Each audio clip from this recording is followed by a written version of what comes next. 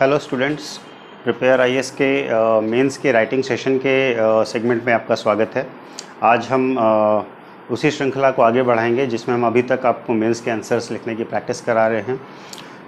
आज का जो सेगमेंट है उसमें हम पॉलिटी का क्वेश्चन लेंगे। पॉलिटी एंड गवर्नेंस का सेगमेंट होगा जिस पर हम चर्चा करेंगे। ठीक है, इसको शुरू करने से पहले हम आपको एक छोटी सी बात बताना चाहेंगे कि आज आपने देखा होगा कि प्रीलिम्स के लिए नई डेट्स आ गई हैं जो कि अक्टूबर में होंगी और उसके बाद मेंस आपका जनवरी में होगा। तो किसी भी वजह से समझें, लेकिन आपके पास मेंस की राइटिंग प्रैक्टिस के लिए ज़्यादा बेहतर समय मिल गया है। आपको जो 2 क्वेश्चंस डेली कराए जा रहे हैं उन 2 क्वेश्चंस को आप रेगुलर अगर लिखते रहेंगे तो काफ़ी हद तक आपको मदद मिलेगी। इसके सिवा अगर आप बेहतर ढंग से अपनी प्रिपरेशन को मॉड्यूल करना चाहते हैं तो निश्चित तौर पर कोचिंग से एक बार संपर्क करिए। हम लोग आपको मेंस के लिए एक अलग प्लेटफॉर्म, अलग से अच्छी तैयारी कराने का मौका देंगे। ठीक है, आज के क्वेश्चन पर आते हैं। आज का क्वेश्चन जो है वो मेंस का पॉलिटी का सेगमेंट का क्वेश्चन है। क्वेश्चन आपके पास आ जाएगा या आ गया होगा अब तक। तो क्वेश्चन ये है कि what is the doctrine of separation of powers. शक्तियों के वितरण के सिद्धांत से आप क्या समझते हैं। Do you think it is absolutely rigid as per our constitution. क्या आप मानते हैं कि क्या हमारे संविधान के अनुसार यह एक कठोरता से पालन किया जाने वाला सिद्धांत है। जस्टिफाई, स्पष्ट कीजिए। ठीक है, तो the question is what is the doctrine of separation of powers. Do you think it is absolutely rigid as per our constitution and justify. Okay, तो doctrine of separation of power, शक्तियों के पृथक्करण का सिद्धांत क्या है। तो इस क्वेश्चन को अगर हम देखते हैं तो इस क्वेश्चन में बेसिकली 3 चीज़ों को पूछा जाए, 3 चीज़ों में अपने पूरे आंसर को फ्रेम करना है। सबसे पहले हमको doctrine of separation of power के बारे में बताना है। उसके बाद हमारे कॉन्स्टिट्यूशन में इसको लेकर के क्या प्रोविजंस हैं, हमारे कॉन्स्टिट्यूशन में इसको लेकर के क्या व्यवस्थाएं हैं वे बतानी हैं, और उसके बाद अपनी बात को जस्टिफाई करना है और कंक्लूजन देना है। ठीक है, तो आते हैं हम क्वेश्चन पर। सबसे पहले क्वेश्चन है doctrine of separation of power क्या है, शक्तियों के पृथक्करण का सिद्धांत क्या है। तो शक्तियों का जो पृथक्करण का सिद्धांत है वो बेसिकली बहुत सिंपल सी बात है, जो ये कहता है कि सेपरेशन ऑफ पावर के अंतर्गत जो 3 ब्रांचेस ऑफ गवर्नमेंट हैं, दैट इज एग्जीक्यूटिव,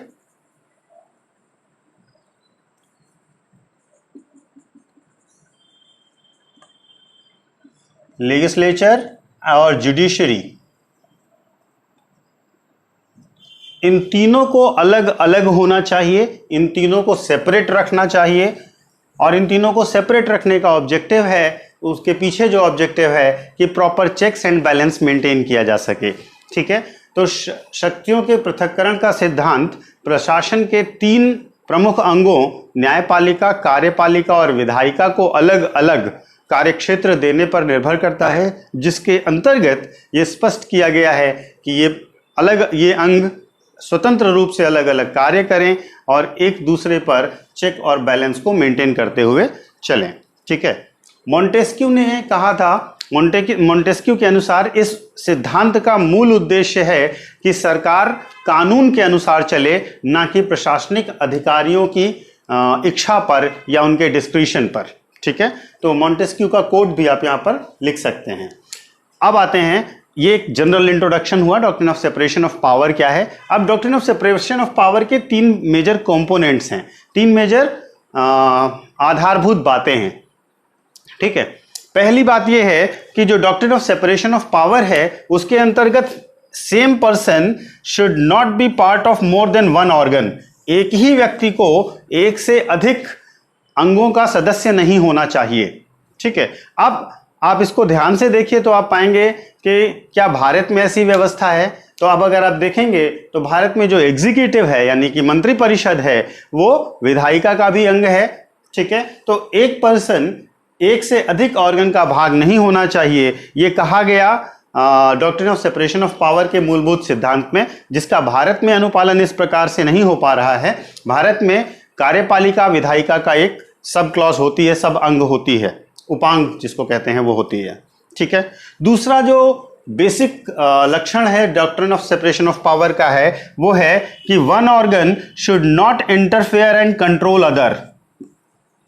किसी भी एक अंग को दूसरे में ना तो हस्तक्षेप करना चाहिए और ना ही उस पर नियंत्रण करना चाहिए। अब आप देखेंगे तो आपको आइडिया लगेगा कि ऐसा होता नहीं है। हमारे यहाँ कार्यपालिका विधायिका के कार्यों में, विधायिका कार्यपालिका के कार्यों में, और अगर हम जुडिशरी की बात करें तो न्यायपालिका कार्यपालिका के क्षेत्र में और कार्यपालिका न्यायपालिका के क्षेत्र में हस्तक्षेप के प्रयास करती रहती है।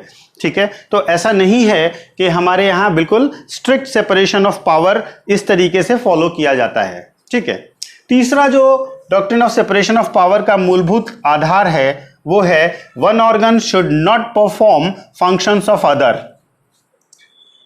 एक अंग को किसी अन्य अंग की भूमिकाएं नहीं अदा करनी चाहिए। जुडिशियल एक्टिविज्म एक बेस है जहां से आप समझ सकते हैं कि किस प्रकार एक अंग दूसरे अंग के कार्यों को करने की प्रयास करता है। दूसरा, ऑर्डिनेंस मेकिंग पावर जो कॉन्स्टिट्यूशन देता है वो एग्जीक्यूटिव को लेजिस्लेचर का काम करने की पावर देता है। इसी तरीके से प्रेसिडेंट को जो क्षमादान की शक्तियां दी गई हैं आर्टिकल 72 में, वो निश्चित तौर पर जुडिशरी के कामों को हस्तक्षेप करने को दिखाता है। तो तीन बेसिक प्रिंसिपल हैं सेपरेशन ऑफ पावर के। पहला कि कोई भी व्यक्ति एक से अधिक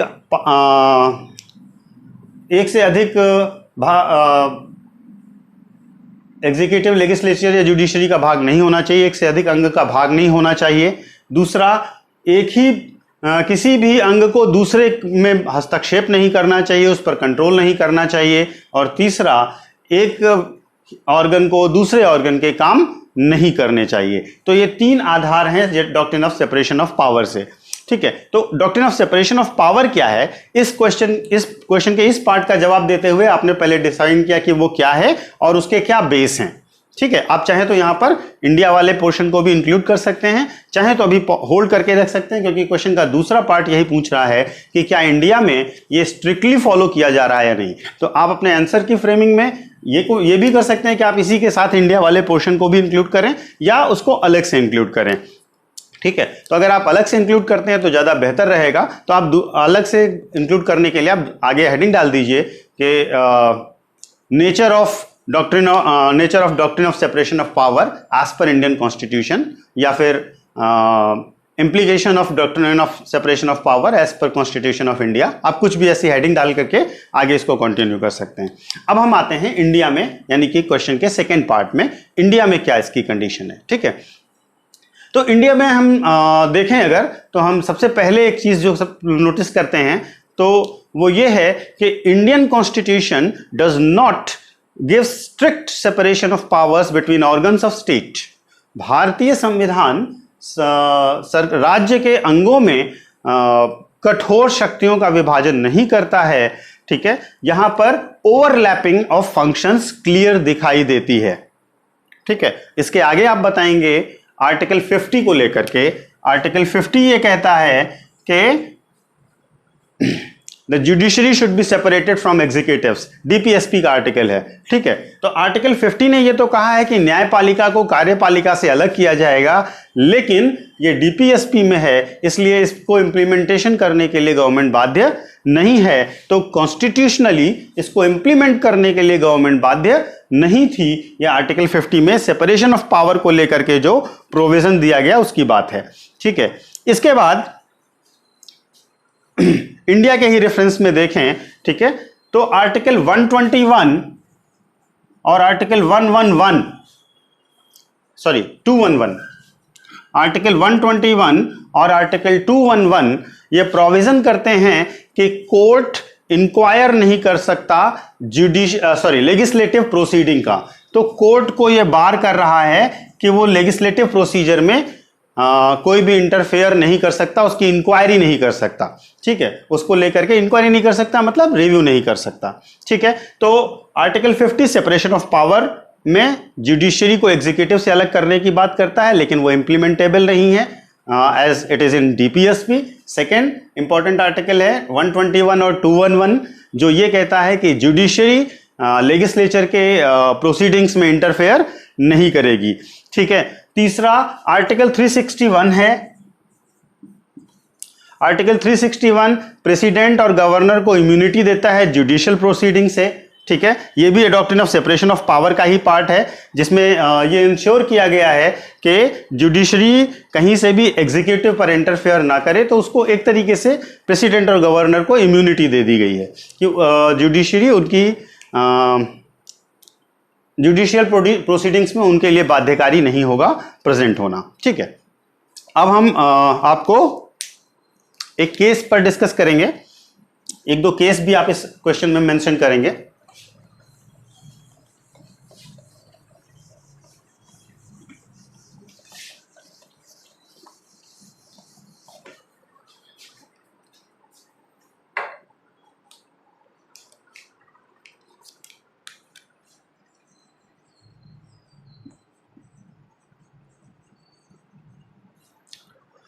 रामजवाया Kapur, KAPUR,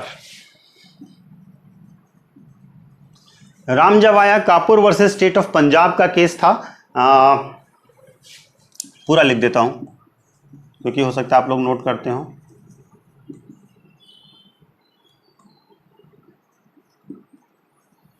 Ramjawaya Kapur versus state of Punjab का केस था 1955 का, जिसमें सुप्रीम कोर्ट ने कहा कि doctrine of separation of power जो है वो एब्सोल्यूट रिजिडिटी में इंडिया में फॉलो नहीं किया जाता है। इंडियन कॉन्स्टिट्यूशन एब्सोल्यूट रिजिडिटी में doctrine of separation of power को नहीं दे रहा है, लेकिन different organs of the state are sufficiently differentiated as per constitution. Supreme court की जो वर्डिक्ट है वो क्या है कि कॉन्स्टिट्यूशन स्ट्रिक्ट डिफरेंशिएशन नहीं कर रहा है, स्ट्रिक्ट सेपरेशन ऑफ पावर नहीं कर रहा है, लेकिन सफिशिएंटली डिफरेंशिएटेड हैं गवर्नमेंट के 3 ब्रांचेस। ये रामजवाया कापुर केस में, Ramjawaya Kapur versus state of Punjab case में सुप्रीम कोर्ट ने कहा है। ठीक है, इसके बाद Kartar Singh versus state of Punjab का ही केस है।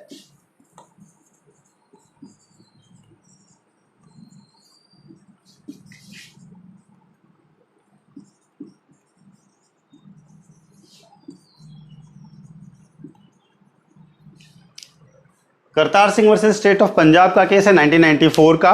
ठीक है, इस केस में सुप्रीम कोर्ट ने कहा है कि जो डिस्ट्रीब्यूशन ऑफ पावर है बिटवीन लेजिस्लेचर और एग्जीक्यूटिव, ठीक है, जो कार्यों का वर्गीकरण है विधायिका और कार्यपालिका के मध्य, वो क्लियर है। लेजिस्लेचर का काम है to legislate, to make law, executive का काम है टू इंप्लीमेंट लॉ, और जुडिशरी का काम है to interpret law within the limit set down in the constitution. तो सेपरेशन ऑफ पावर के संदर्भ में करतार सिंह केस में सुप्रीम कोर्ट ने क्लियर किया कि डिफरेंशिएशन ऑफ पावर है, डिस्ट्रीब्यूशन ऑफ पावर है, और ये distribution of power within constitutional limit है। एग्जीक्यूटिव के पास एग्जीक्यूशन का, लेजिस्लेचर के पास लेजिस्लेशन का, और जुडिशरी के पास इंटरप्रिटेशन ऑफ कॉन्स्टिट्यूशन का, इंटरप्रिटेशन ऑफ लॉ का। ठीक है, तो ये 2 इंपॉर्टेंट केस हैं जहां पर सुप्रीम कोर्ट ने वर्डिक्ट दिया है, अपने ओपिनियन दिया है सेपरेशन ऑफ पावर को लेकर के। ठीक है, अब इंडिया में ही हम अगली बात करते हैं। इंडिया में जो एग्जीक्यूटिव है वो लेजिस्लेचर का पार्ट है, जो आपका मंत्रिमंडल है वो लोकसभा के प्रति उत्तरदायी होता है। तो यहाँ पर सेपरेशन ऑफ पावर जैसी फीलिंग नहीं आएगी, क्योंकि यहाँ पर एग्जीक्यूटिव को as a part of legislature बनाया गया है, जो कि पार्लियामेंट्री डेमोक्रेसी का एक एसेंशियल फीचर भी है। तो यहाँ पर सेपरेशन ऑफ पावर्स को ज्यादा फॉलो ना करते हुए पार्लियामेंट्री डेमोक्रेसी के उस प्रिंसिपल को फॉलो किया गया है, जहां पर लेजिस्लेचर में जिम्मेदार होता है एग्जीक्यूटिव, लेजिस्लेचर के प्रति रिस्पॉन्सिबल होता है एग्जीक्यूटिव। ठीक है, तो ये हैं इंडिया की पोजीशनिंग, इंडिया के उससे रिलेटेड केसेस, और इंडिया में क्या कॉन्स्टिट्यूशनल प्रोविजंस हैं, किन किन प्रोविजन में सेपरेशन की बात की गई है, और सुप्रीम कोर्ट ने उसको लेकर के क्या वर्डिक्ट्स दिए हैं। इसके बाद आप कंक्लूजन देंगे, और कंक्लूजन में ये आपके आंसर की मेन बॉडी हो गई। उसके बाद आप कंक्लूजन देंगे, और कंक्लूजन में आप ये बताएंगे कि भारतीय संविधान स्ट्रिक्ट सेपरेशन ऑफ पावर तो नहीं करता, स्ट्रिक्ट सेपरेशन ऑफ पावर की बात तो नहीं करता, लेकिन एक balanced distribution of powers among 3 organs of state करता है, जहां पर all organs of state are free to perform in their constitutional limits, however the organs of the state can check and balance each other under constitutional premises. It is important as per Indian constitutional and political setup. It have positive role in it, and it helped in positive and successful functioning of our parliamentary democracy since last 7 decades. ठीक है, इस तरीके से आप इस question को conclude कर सकते हैं। आप इससे बेहतर वर्ड्स का भी इस्तेमाल कर सकते हैं, या इस तरीके के वर्ड्स को देखते हुए आप अपने आंसर्स को इनरिच कर सकते हैं। ठीक है, तो ये आपका आज का क्वेश्चन था जिसको हमने डिस्कस किया। बाकी हम लोग आगे ऐसे ही कंटिन्यू रखेंगे। आज के लिए थैंक यू, धन्यवाद।